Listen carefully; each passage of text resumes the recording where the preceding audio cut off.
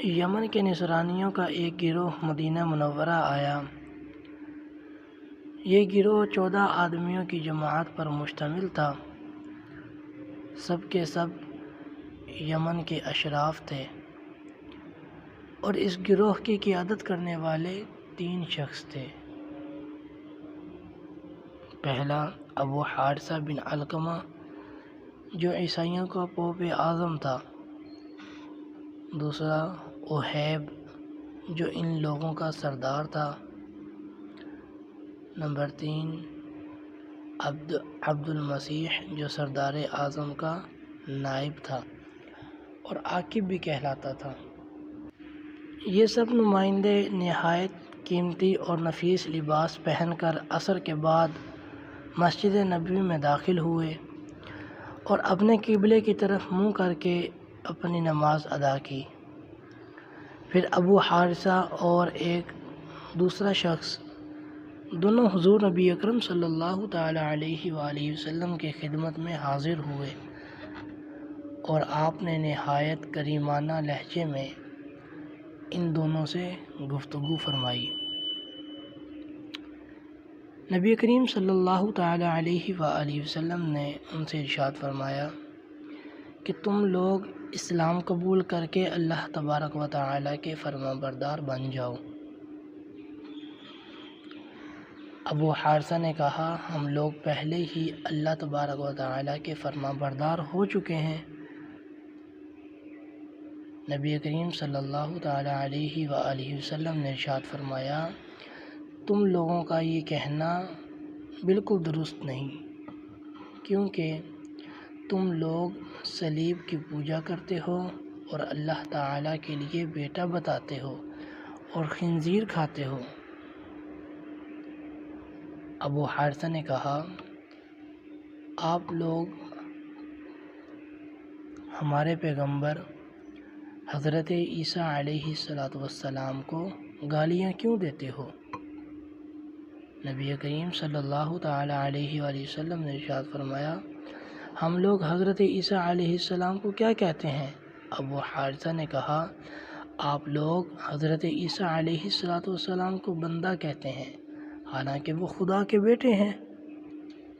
نبی کریم صلی اللہ تعالی علیہ وآلہ وسلم نے فرمایا ہاں ہم یہ کہتے ہیں کہ حضرت عیسیٰ علیہ السلام خدا کے بندے ہیں اور اس کے رسول ہیں اور وہ کلمۃ اللہ جو کنواری مریم کے شکم سے بغیر باپ کے اللہ تعالیٰ کے حکم سے پیدا ہوئے۔ ابو حارثہ نے کہا کیا کوئی انسان بغیر باپ کے پیدا ہو سکتا ہے؟ جب آپ لوگ یہ مانتے ہیں کہ کوئی انسان حضرت عیسیٰ علیہ السلام کا باپ نہیں تو پھر آپ لوگوں کو یہ ماننا پڑے گا کہ ان کا باپ اللہ تبارک و تعالی ہے۔ نبی کریم صلی اللہ تعالی علیہ وآلہ وسلم نے ارشاد فرمایا اگر کسی کا باپ کوئی انسان نہ ہو تو اس سے یہ لازم نہیں آتا کہ اس کا باپ خدا ہی ہے۔ اللہ تبارک و تعالی اگر چاہے تو بغیر باپ کے بھی آدمی پیدا کر سکتا ہے۔ دیکھو حضرت آدم علیہ نبینا و علیہ السلام کو بغیر ماں باپ کے اللہ تعالی نے مٹی سے پیدا فرمایا۔ اگر اس نے حضرت عیسیٰ علیہ السلام کو بھی بغیر باپ کے پیدا کر دیا تو اس میں تعجب کی کون سی بات ہے؟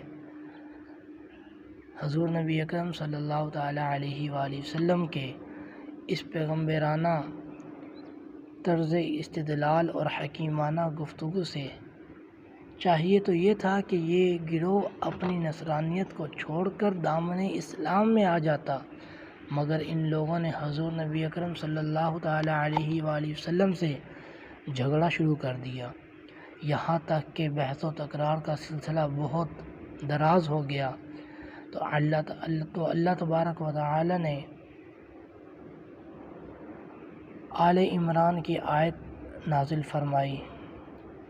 ترجمہ کنز الایمان اے محبوب جو تم سے عیسیٰ کے بارے میں حجت کریں بعد اس کے کہ تمہیں علم آ چکا تو ان سے فرما دو آؤ ہم تم بلائیں اپنے بیٹے اور تمہارے بیٹے اور اپنی عورتیں اور تمہاری عورتیں اور اپنی جانیں اور تمہاری جانیں پھر مباہلہ کریں تو جھوٹوں پر اللہ کی لعنت ڈالیں۔ اس آیت میں اللہ تبارک و تعالی نے مباہلہ کا حکم ارشاد فرمایا کہ اے محبوب، اگر تم سے کوئی عیسیٰ علیہ السلام کے بارے میں حجت مانگیں تو ان سے مباہلہ کے لیے فرما دو۔ ایک ہوتا ہے مناظرہ اور ایک ہوتا ہے مباہلہ۔ مناظرہ ہوتا ہے حق اور باطل کے درمیان فرق کرنا۔ یہاں پر مباہلہ کا بیان فرمایا گیا۔ مباہلہ یہ ایک مناظرہ کی ہی قسم ہے جس میں جھگڑا بھی شامل ہوتا ہے۔ تو یہاں پر وہ حق کی طرف نہیں آ رہے تھے تو اللہ تبارک و تعالی نے ان سے فرمایا کہ تم اپنے گھر والوں کو بلا لو اور ہم اپنے ادھر سے گھر والوں کو بلا لیتے ہیں، تو مل کے دونوں مباہلہ کرتے ہیں۔ ادھر سے حضور علیہ السلام اپنے گھر والوں کو بلا لیتے ہیں اور ادھر سے عیسائی لوگ اپنے گھر والوں کو بلا کر مباہلہ کرتے ہیں۔ قرآن کریم کی اس دعوت مباہلہ کو ابو حارثہ نے منظور کر لیا، یعنی جو ان دعوت دی گئی تھی اس کو قبول کر لیا اور طے یہ پایا کہ کل صبح نکل کر میدان میں مباہلہ کریں گے۔ لیکن جب ابو حارثہ نصرانیوں کے پاس پہنچا تو اس نے اپنے آدمیوں سے کہا کہ اے میری قوم، تم لوگوں نے اچھی طرح جان لیا اور پہچان لیا کہ محمد صلی اللہ تعالیٰ علیہ وآلہ وسلم نبی برحق ہیں، اور خوب یاد رکھو کہ جو قوم کسی نبی برحق کے ساتھ مباہلہ کرتی ہے اس قوم کے چھوٹے بڑے سب ہلاک ہو جاتے ہیں۔ اس لیے بہتر یہی ہے کہ ان سے صلح کر کے اپنے وطن کو واپس چلے چلو اور ہرگز ان سے مباہلہ نہ کرو۔ چنانچہ صبح کو ابو حارثہ حضور نبی اکرم صلی اللہ تعالیٰ علیہ وآلہ وسلم کے سامنے آیا تو دیکھا کہ آپ حضرت حسین رضی اللہ تعالیٰ عنہ کو گود میں اٹھائے ہوئے اور حضرت حسن رضی اللہ تعالیٰ عنہ کی انگلی تھامے ہوئے ہیں، اور حضرت فاطمہ رضی اللہ تعالیٰ عنہا اور حضرت علی رضی اللہ تعالیٰ عنہ آپ کے پیچھے چل رہے ہیں، اور آپ ان لوگوں سے فرما رہے ہیں کہ میں دعا کروں گا، تم لوگ آمین کہنا۔ یہ منظر دیکھ کر ابو حارثہ خوف سے کانپ اٹھا اور کہنے لگا کہ اے میری قوم، میں ایسے چہروں کو دیکھ رہا ہوں کہ اگر اللہ تبارک و تعالی چاہے تو ان لوگوں کی بدولت پہاڑ بھی اپنی جگہ سے ہٹ کر چل پڑیں، لہٰذا اے میری قوم ہرگز مباہلہ نہ کرو ورنہ ہلاک ہو جاؤ گے اور روئے زمین پر کہیں بھی کوئی نصرانی باقی نہ رہے گا۔ پھر اس نے کہا کہ اے ابو القاسم، ہم آپ سے مباہلہ نہیں کریں گے اور ہم یہ چاہتے ہیں کہ ہم اپنے ہی دین پر قائم رہیں۔